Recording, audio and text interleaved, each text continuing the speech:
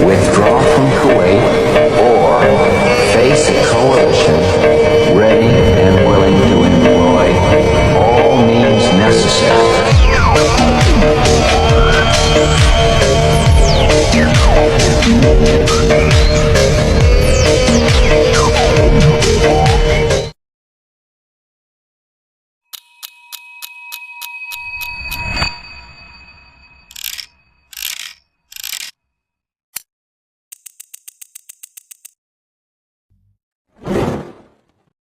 Tiga.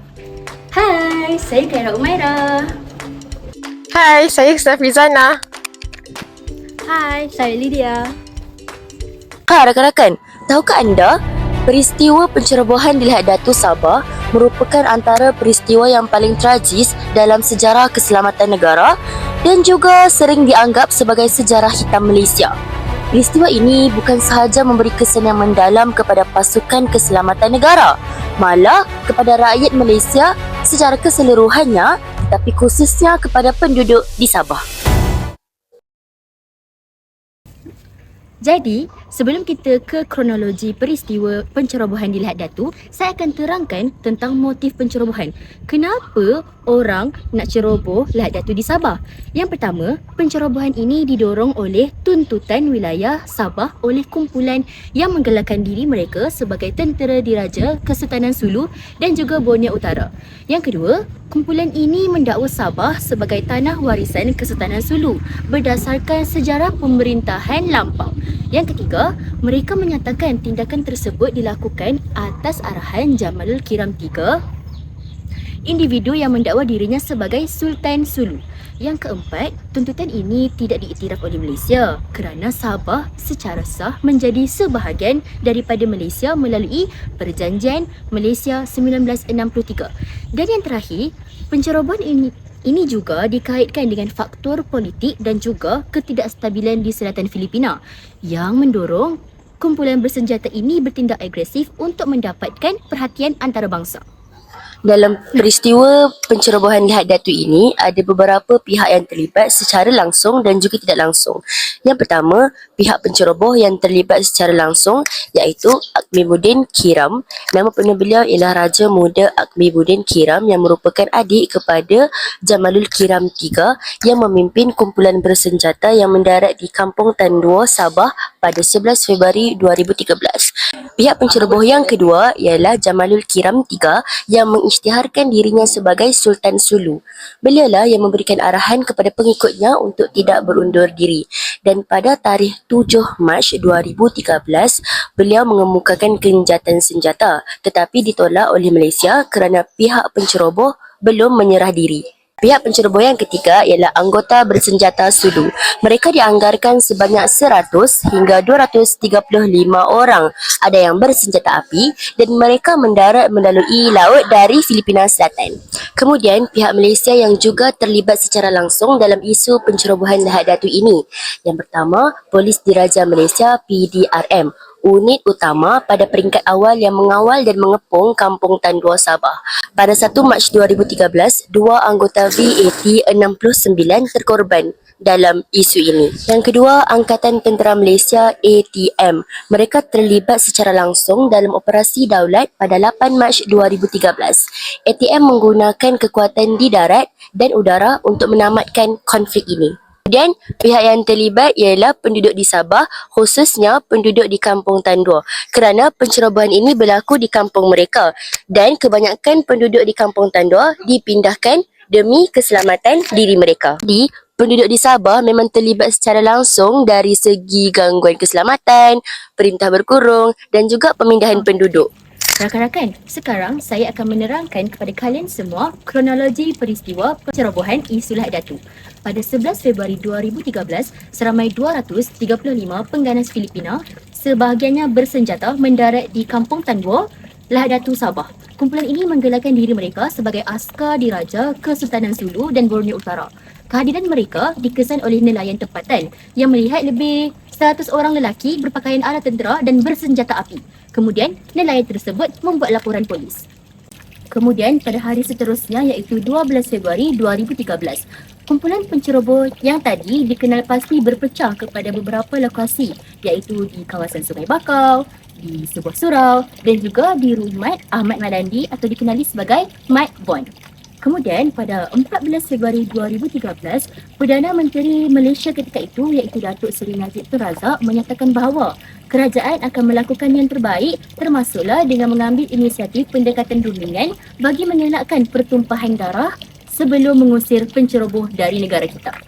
Kemudian, pada hari 16 Februari 2013, Menteri Dalam Negeri Datuk Seri Hishamuddin Tun Hussein mengesahkan bahawa kumpulan tersebut menuntut Sabah dikembalikan kepada Kesultanan Sulu kerana mereka mendakwa Sabah diambil oleh British daripada Kesultanan Sulu.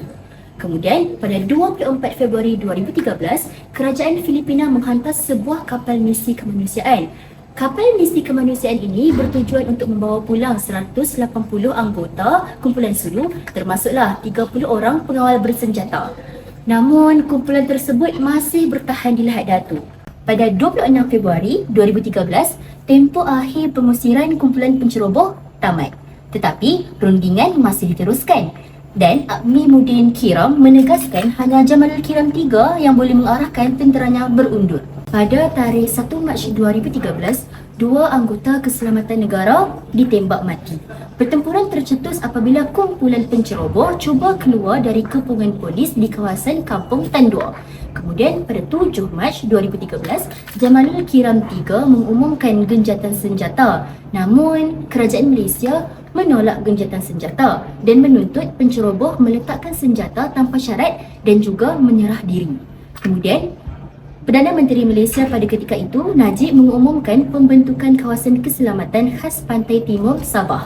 Kemudian kita teruskan pula pada 8 Mac 2013, Ketua Polis Negara Malaysia Tan Sri Ismail Omar mengumumkan 52 pengganas Sulu termasuklah ketua berpangkat Jeneral terbunuh dalam operasi Daulat. Lebih 50 individu ditahan di bawah SOSMA 2012. Kemudian pada 23 Mac 2013, pasukan keselamatan menahan dua individu penting, iaitu seorang rakyat tempatan yang membekalkan makanan, minuman, ubat-ubatan, pengangkutan dan tempat perlindungan serta seorang pemerintah tentera pengganas Filipina. Hari terakhir kronologi peristiwa pencerobohan di Lahad Datu Sabah, iaitu 10 April 2013. Konflik pencerobohan Lahad Datu diisytiharkan tamat secara rasmi. Tetapi rakan-rakan, apakah kesan atau implikasi yang terjadi disebabkan oleh pencerobohan ini? 12 perwira negara terkorban, 56 pengganas terbunuh, 6 orang awam maut, 416 individu ditahan, 110 disiasat di bawah SOSMA 2012, Eskom ditubuhkan hasil operasi Daulat dan pada 8 Jun 2018, Mahkamah Persekutuan mengekalkan hukuman mati ke atas 9 warga Filipina. Seterusnya, Lydia.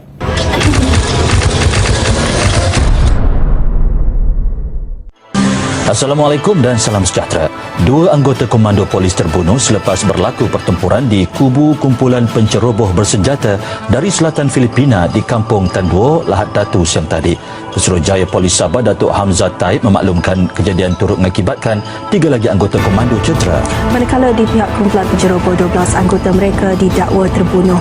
Menurut Datuk Hamzah, kejadian berlaku kira-kira jam 9.59 pagi tadi dan berlarutan antara 20 hingga 30 minit. Beliau juga mengesahkan kumpulan penceroboh itu melepaskan tembakan terlebih dahulu ketika pihak keselamatan sedang mengetatkan kepungan di lokasi persembunyian mereka di Kampung Tanduo.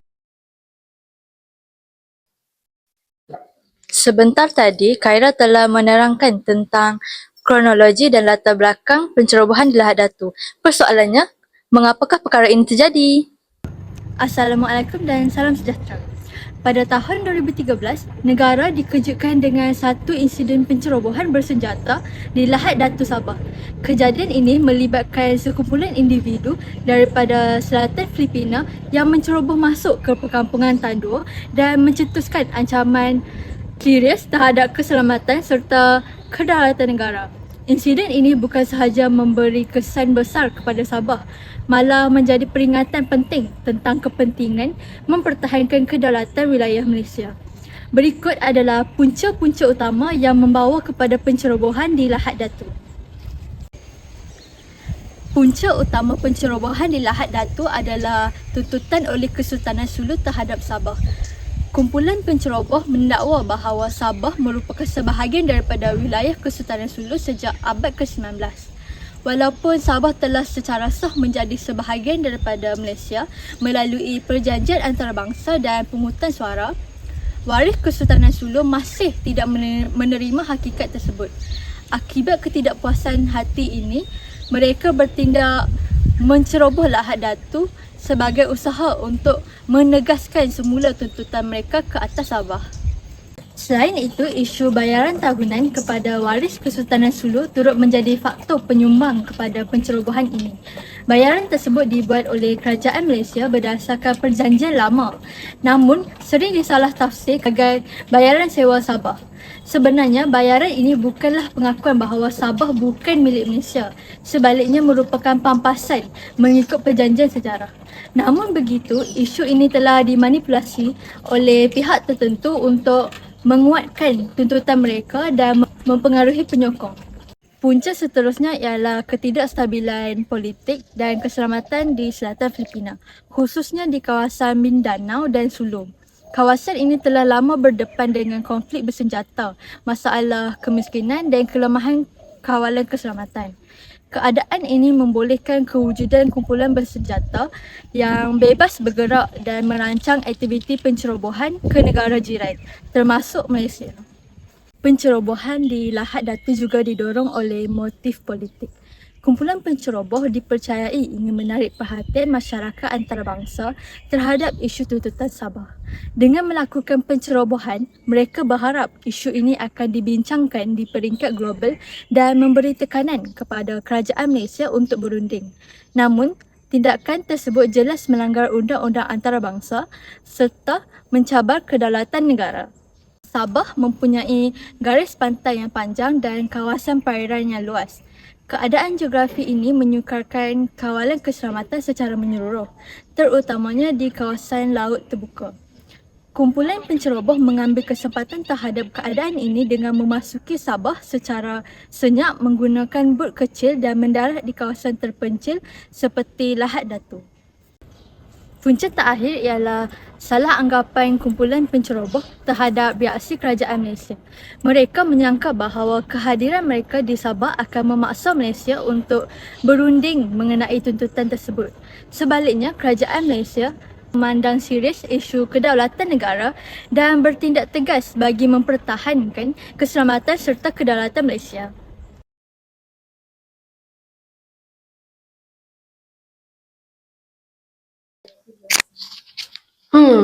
Jika Sabah bukan milik mereka, mengapa bayaran tahunan masih dibuat? Bayaran itu adalah bayaran penyerahan Sabah, bukan bayaran sewa seperti yang dikata. Salah faham terhadap perjanjian ini telah digunakan untuk menguatkan alasan pencerobohan. Di selatan Filipina, konflik bersenjata telah lama berlaku. Kumpulan bersenjata telah bergerak bebas di kawasan yang tidak stabil. Oh, jadi kawasan bergolak ini menjadi tempat yang subur untuk tindakan berisiko. Keadaan tersebut membuka ruang kepada kemasukan ke Sabah melalui jalan laut. 2, 3. Jika dunia memandang ke arah kita, sudah pasti suara kita akan didengar. Tindakan ini dilihat sebagai usaha menarik perhatian antarabangsa. Ia bukan sekadar tentang isu sejarah, tetapi strategi untuk memberi tekanan politik.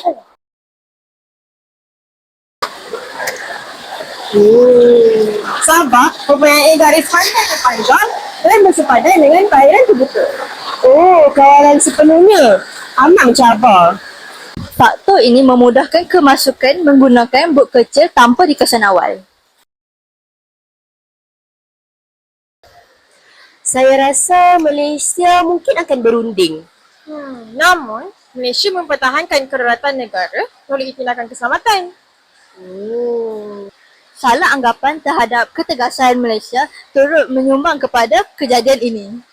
Pencerobohan Lahad Datu bukan berlaku secara tiba-tiba.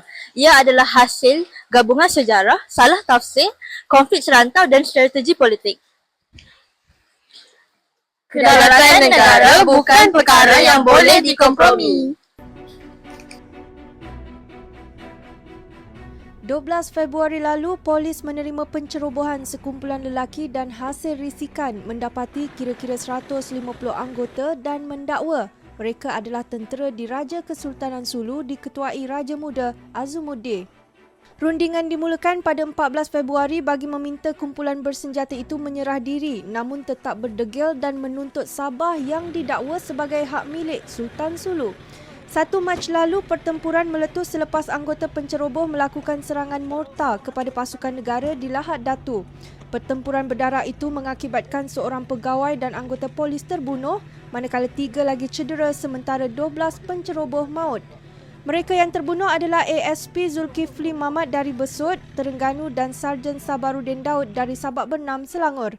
Selepas serangan pertama itu, polis Diraja Malaysia PDRM menghantar pasukan tambahan sekitar Lahad Datu untuk mempertingkat kawalan keselamatan selain melakukan rondaan di sekitar kawasan kejadian. Anda semua mesti dah bosan kan dengan peperangan ini? Jadi, daripada menerangkan peperangan ini secara biasa, saya akan sampaikan peperangan ini dalam bentuk berita supaya lebih mudah difahami dan menarik. Jadi, hari ini saya akan membentangkan berita mengenai kesan-kesan pencerobohan Lahad Datu di Malaysia.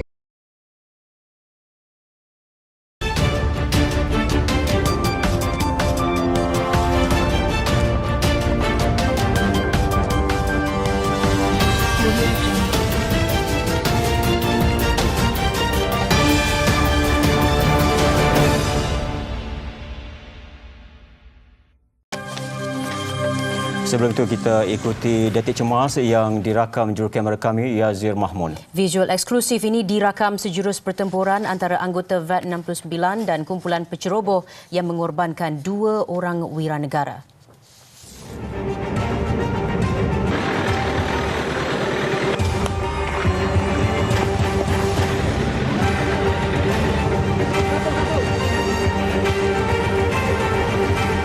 Mac 2013, peristiwa Lahad Datu menjadi catatan pencerobohan terpenting dalam sejarah pasca merdeka.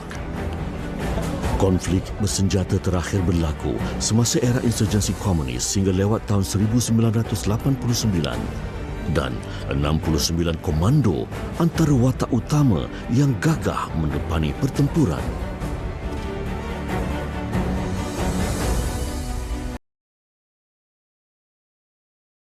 Yang pertama, kesan terhadap keselamatan negara. Laporan mendapati bahawa pencerobohan Lahad Datu telah menendahkan kelemahan kawalan keselamatan di sempadan pantai timur Sabah. Kawasan perairan yang luas menyukarkan pemantauan sepenuhnya oleh pihak berkuasa.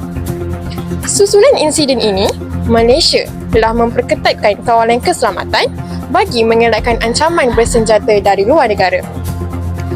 Kerajaan juga turut menubuhkan ESKOM serta menguatkuasakan zon keselamatan S-Zone bagi memantau perairan dan kawasan sempadan Sabah dengan lebih berkesan.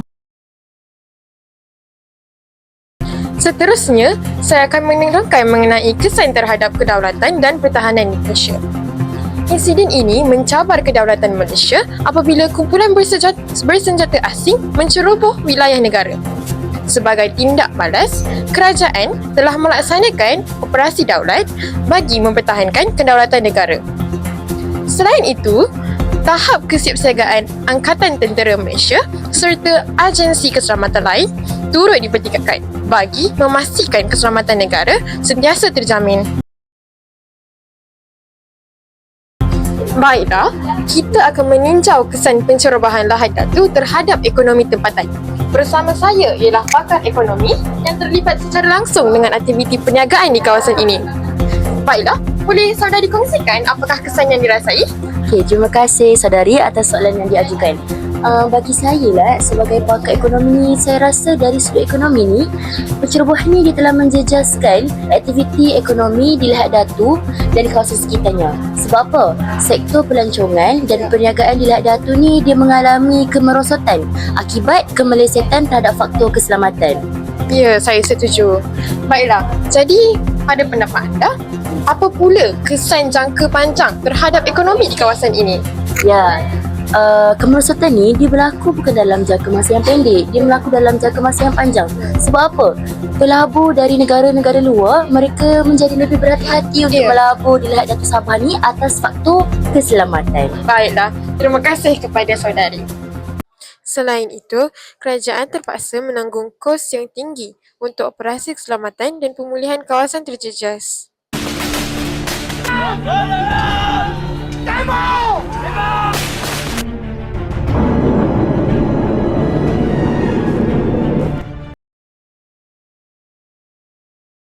Seterusnya, kembali bersama saya, wartawan Husna.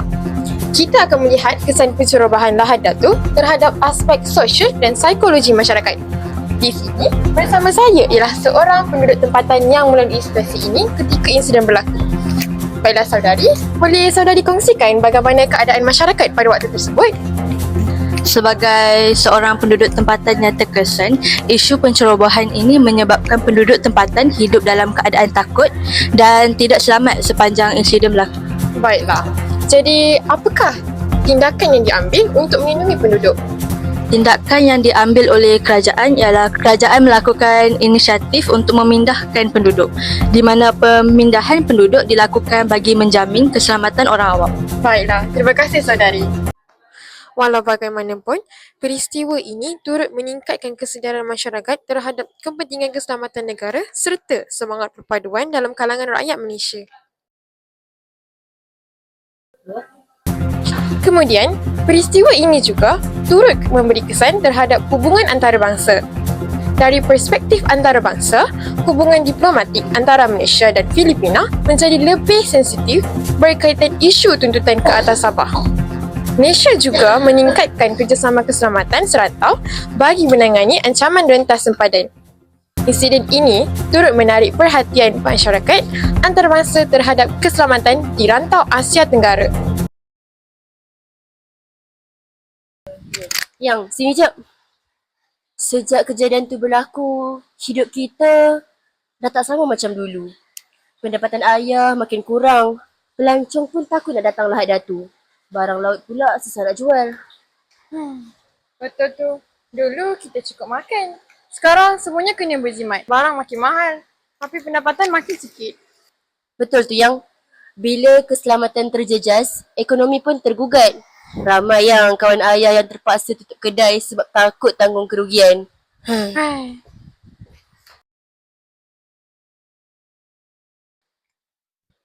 Mak, masa kejadian tu, saya takut nak pergi sekolah.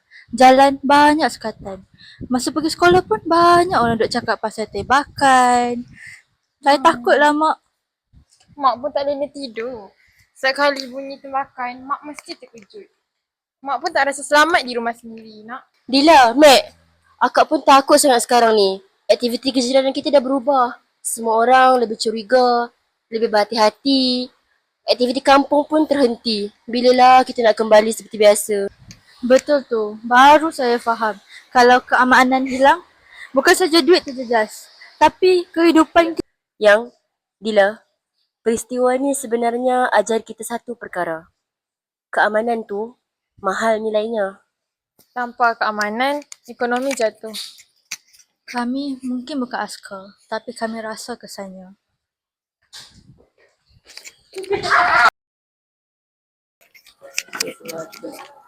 Kesimpulannya, isu pencerobohan Lahad Datu telah memberikan kesan yang besar terhadap keselamatan, kedaulatan, ekonomi, masyarakat serta hubungan antarabangsa Malaysia. Insiden ini menjadi peringatan bahawa kedaulatan dan keamanan negara perlu dijaga dan dipertahankan. Saya akhiri laporan khas ini dengan satu peringatan. Keselamatan negara adalah tanggungjawab bersama. Sekian, terima kasih.